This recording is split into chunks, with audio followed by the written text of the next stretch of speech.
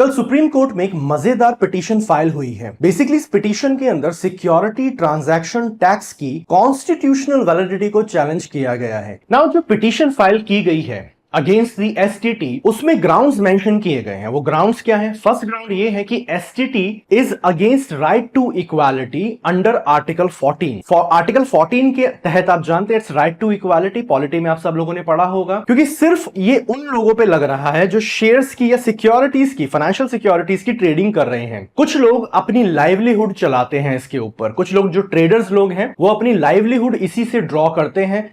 तो ऐसे केस के अंदर आप एक तरह से लाइवलीहुड के ऊपर भी असर डाल रहे हैं लोगों के।